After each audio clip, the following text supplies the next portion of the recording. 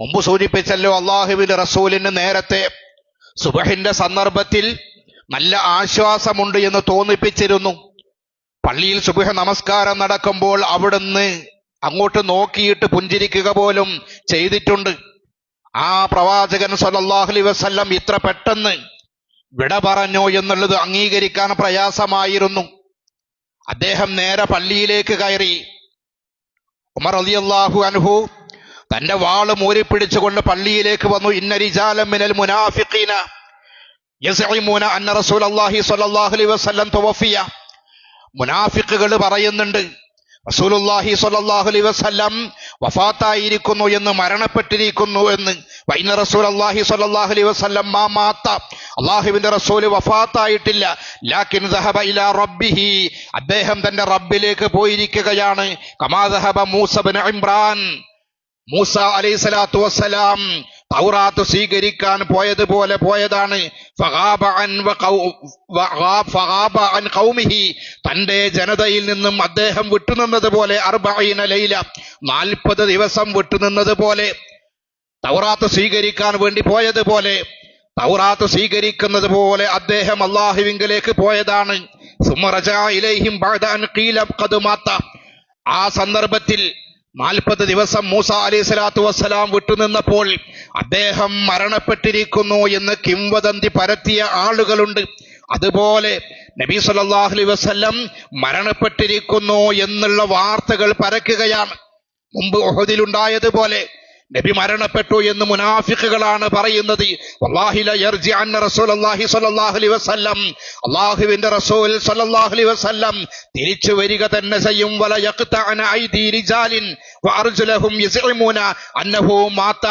ആരെങ്കിലും ഇനി ഇവിടെ വെച്ച്, ഈ പള്ളിയിൽ വെച്ച് മുഹമ്മദ് റസൂലുള്ളാഹി മരണപ്പെട്ടു എന്ന് പറയുകയാണ് എങ്കിൽ അവരുടെ കയ്യും കാലും ഞാൻ ഛേദിക്കുക തന്നെ ചെയ്യും എന്ന് പറഞ്ഞുകൊണ്ട് പരിസര ബോധം മറന്ന് അങ്ങോട്ടും ഇങ്ങോട്ടും ഇങ്ങനെ നടന്നുകൊണ്ടിരിക്കുകയാണ് ഉമർ റളിയല്ലാഹു അൻഹു. ആളുകൾ നിശബ്ദരായി പേടിച്ച് ഭയന്നിരിക്കുകയാണ്. ഉമർ ഫാറൂഖ് റളിയല്ലാഹു അൻഹുവിനോട് തിരിച്ചൊന്നും പറയാനുള്ളൊരു ധൈര്യം ആ പള്ളിയിലുണ്ടായിരുന്ന ആളുകൾക്കുണ്ടായിരുന്നില്ല. അവർ നിശബ്ദരായിരിക്കുകയാണ്. ആ സന്ദർഭത്തിൽ അബൂബക്കർ സിദ്ദീഖ് റളിയല്ലാഹു അൻഹു അദ്ദേഹം പള്ളിയുടെ പരിസരത്തേക്ക് കുതിരപ്പുറത്ത് വന്ന് ഇറങ്ങി.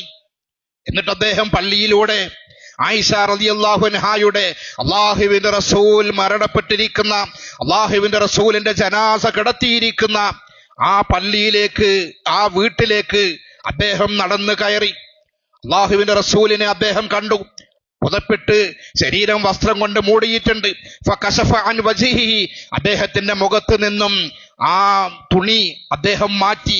സുമ്മ അക്കബ അലൈഹി ഫഖബ്ബലഹു വബകാ, അദ്ദേഹം കരഞ്ഞുകൊണ്ട് അല്ലാഹുവിന്റെ റസൂലിനെ ചുംബനങ്ങൾ അർപ്പിക്കുകയാണ്.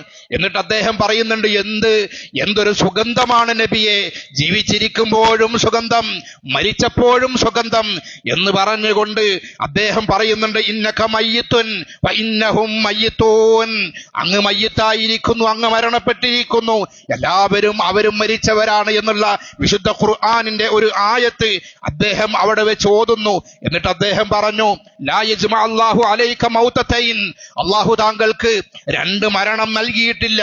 അമ്മൽ മൗതതുല്ലതി കതബത അലൈക ഫഖദ് മിത്തഹാ, അല്ലാഹു താങ്കൾക്ക് വിധിച്ചിരിക്കുന്ന മരണം അതിതാ സംഭവിച്ചിരിക്കുന്നു, അങ്ങേക്ക് 2ാമതൊരു മരണമില്ല എന്ന് പറഞ്ഞാൽ അങ്ങയുടെ മരണം ഞങ്ങൾ അംഗീകരിക്കേണ്ടി വന്നിരിക്കുന്നു എന്ന് അദ്ദേഹം പറയുകയാണ്.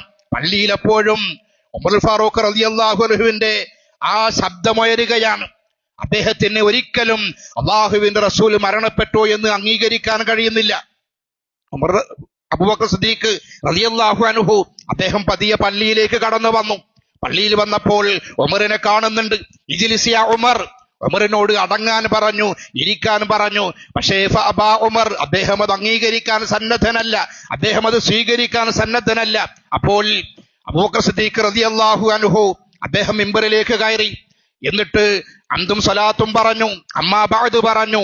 എന്നിട്ട് അദ്ദേഹം ചെറിയ ഒരു പ്രഭാഷണം നടത്തി. സൗമ്യമായ എന്നാൽ ഹ്രസ്വമായ വളരെ അർത്ഥഗർഭമായ ചെറിയൊരു പ്രഭാഷണം അദ്ദേഹം നടത്തി. അദ്ദേഹം പറഞ്ഞു, മൻ കാന മിൻകും യഅ്ബുദു മുഹമ്മദൻ, നിങ്ങളിൽ ആരെങ്കിലും ആരാധിച്ചിരുന്നത് മുഹമ്മദിനെയാണ് എങ്കിൽ ഫഇന്ന മുഹമ്മദൻ ഖദ് മാത, നിങ്ങൾ ആരാധിച്ചിരിക്കുന്ന മുഹമ്മദ് മരണപ്പെട്ടിരിക്കുന്നു. വമൻ കാന മിൻകും യഅ്ബുദുല്ലാഹ്, ആരെങ്കിലും അള്ളാഹുവിനെയാണ് ആരാധിച്ചത് എങ്കിൽ ഫഇന്നല്ലാഹ ഹയ്യുൻ ലാ യമൂത്ത്, അള്ളാഹു എന്നെന്നും ജീവിച്ചിരിക്കുന്നവനാണ്, അള്ളാഹു മരണമില്ലാത്തവനാണ്, അള്ളാഹുവല്ലാത്ത എല്ലാ സൃഷ്ടികളും മരണപ്പെടും എന്ന് അദ്ദേഹം അവിടെയുള്ള ആളുകളെ ബോധ്യപ്പെടുത്തുകയായിരുന്നു. എന്നിട്ട് അദ്ദേഹം പറഞ്ഞു, ഖാലല്ലാഹ്, അള്ളാഹു പറഞ്ഞിരിക്കുന്നു, വമാ മുഹമ്മദുൻ ഇല്ലാ റസൂലുൻ ഖദ് ഖലത് മിൻ ഖബ്ലിഹി റസുൽ അഫ ഇമ്മാത ഔ ഖുതില അൻഖലബതും അലാ അൽഖാബിക്കും. വിശുദ്ധ ഖുർആനിന്റെ ആയത്ത് അദ്ദേഹം ഓതി, വമൻ യൻഖലിബ് അലാ അഖിബൈഹി ഫലൻ യദുറല്ലാഹ ശൈആ വസയജിസില്ലാഹു ശാകിരീൻ. വിശുദ്ധ ഖുർആനിലെ 3-ാമത്തെ അധ്യായം 144-ാമത്തെ ആയത്ത് അദ്ദേഹം ഓതി. വമാ മുഹമ്മദുൻ ഇല്ലാ റസൂൽ, മുഹമ്മദ് എന്ന് പറയുന്നത് അള്ളാഹുവിന്റെ ഒരു ദൂതൻ മാത്രമാണ്, ഒരു റസൂല് മാത്രമാണ്.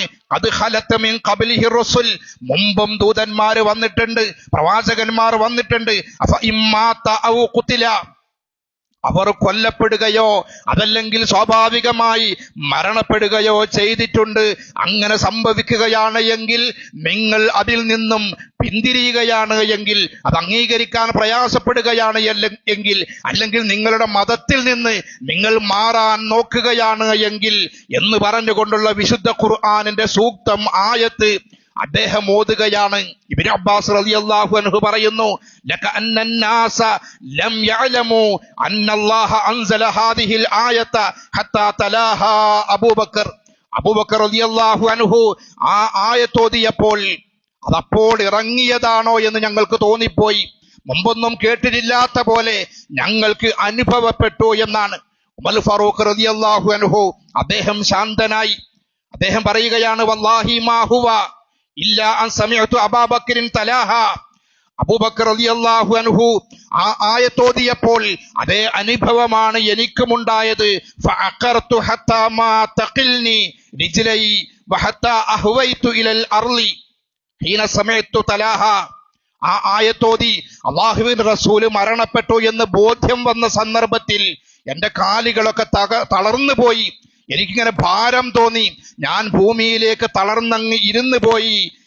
അലിംതു അന്ന നബി സല്ലല്ലാഹു അലൈഹി വസല്ലം ഖദ് മാത, റസൂലുള്ളാഹി സ്വല്ലല്ലാഹു അലൈഹി വസല്ലം മരണപ്പെട്ടു എന്ന് ബോധ്യം വന്നപ്പോൾ, അത് അംഗീകരിക്കേണ്ടി വന്നപ്പോൾ ഞാനാകെ തളർന്നു പോയി, തകർന്നു പോയി, എന്റെ കാലുകളുടെ ബലം നഷ്ടപ്പെട്ടു, ഞാൻ അവിടെ തളർന്ന് ഇരുന്നു പോയി എന്ന് അദ്ദേഹം പിന്നീട് അനുസ്മരിക്കുകയാണ്.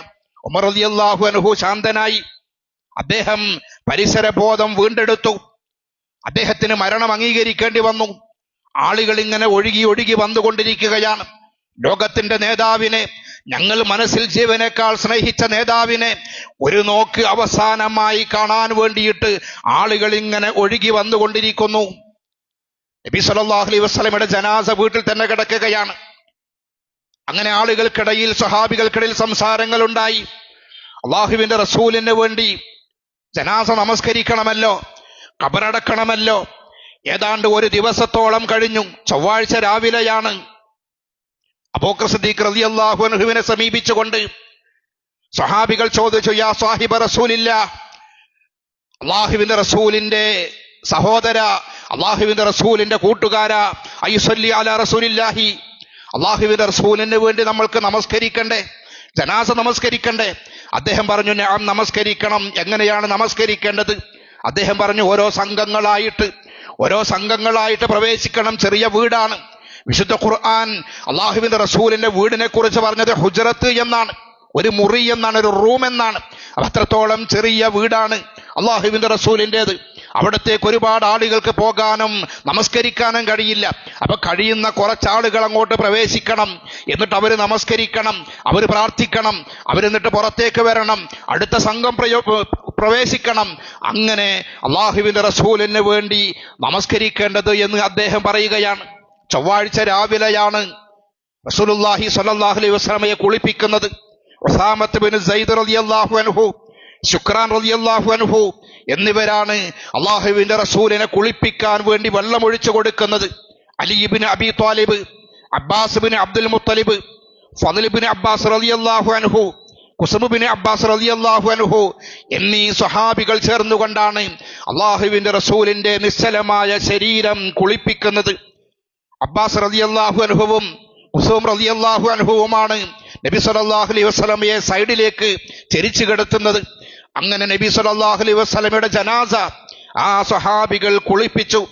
അള്ളാഹുവിന്റെ റസൂലിന് ഏറ്റവും ഇഷ്ടപ്പെട്ട സുഗന്ധം നബി സല്ലല്ലാഹു അലൈഹി വസല്ലമയ്ക്ക് പുരട്ടിക്കൊടുത്തു. യമനിൽ നിന്നും കൊണ്ടുവന്ന 3 വെള്ള വസ്ത്രം, ആ വസ്ത്രത്തിലാണ് ലോകത്തിന്റെ നേതാവിനെ കഫൻ ചെയ്യുന്നത്. അങ്ങനെ നമസ്കാരത്തിന് വേണ്ടി ആളുകൾ ഓരോരുത്തരായി ഉള്ളിലേക്ക് പ്രവേശിക്കാൻ തുടങ്ങി. അള്ളാഹുവിന്റെ റസൂലിന് വേണ്ടി ഇങ്ങനെ നമസ്കരിച്ചു. സ്വല്ല അലൈഹി അവ്വലൻ അഹ്ലു അസീറ, ആദ്യമായിട്ട് അടുത്ത ബന്ധുക്കളുടെ ഊഴമാണ്. അടുത്ത ബന്ധുക്കൾക്ക് നമസ്കരിക്കാനുള്ള സൗകര്യങ്ങൾ ചെയ്തു കൊടുത്തു. സുമ്മൽ മുഹാജിറൂൻ, അത് കഴിഞ്ഞതിന് ശേഷം മുഹാജിറുകൾ നമസ്കരിച്ചു.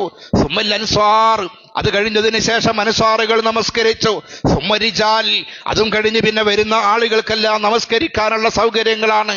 സുമ്മ സ്വല്ലത്ത് അലൈഹിൻ നിസാ, അത് കഴിഞ്ഞതിന് ശേഷം അള്ളാഹുവിന്റെ നബിക്ക് വേണ്ടി, അള്ളാഹുവിന്റെ റസൂലിന് വേണ്ടി സ്ത്രീകൾ നമസ്കരിച്ചു.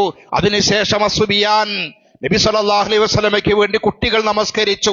അള്ളാഹുവിന്റെ റസൂലിന്റെ നമസ്കാരം അങ്ങനെ ആളുകൾ ഇങ്ങനെ വന്ന് നമസ്കരിച്ചുകൊണ്ട് കഴിഞ്ഞു പോയി. പിന്നീട് എവിടെയാണ് നബി സല്ലല്ലാഹു അലൈഹി വസല്ലം മറമാടേണ്ടത്, എവിടെയാണ് ഖബറടക്കേണ്ടത്? സ്വഹാബികൾക്കിടയിൽ പല അഭിപ്രായങ്ങളും ഉണ്ടായി.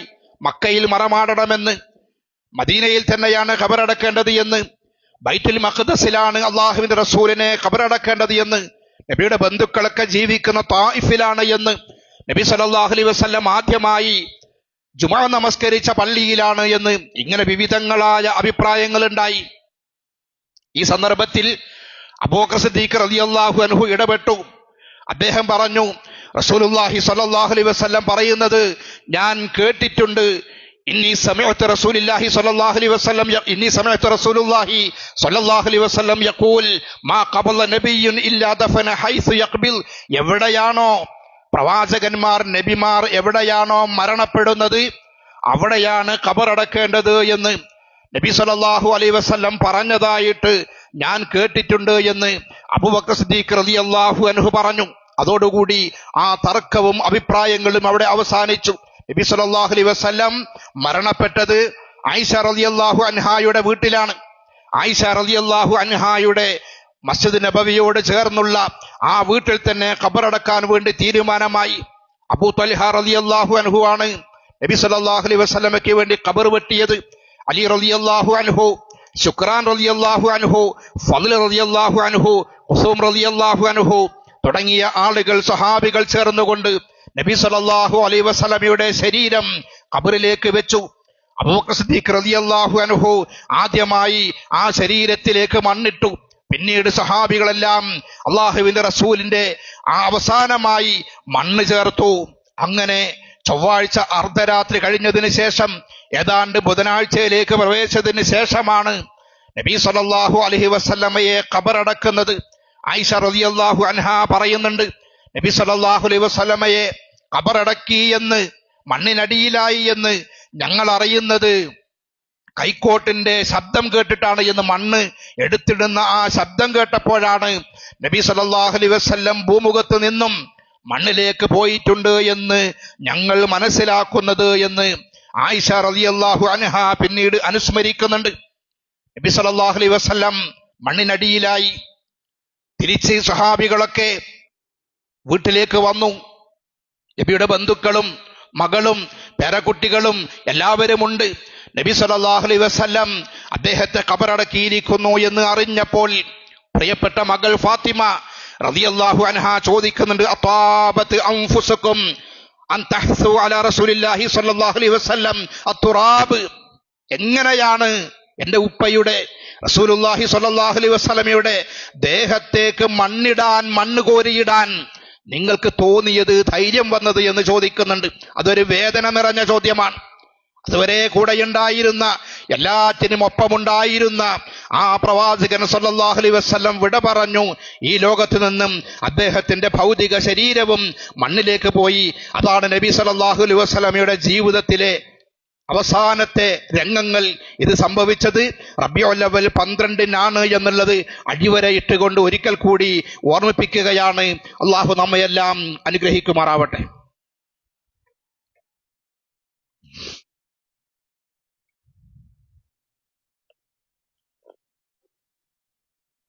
അൽഹംദുലില്ലാഹ്.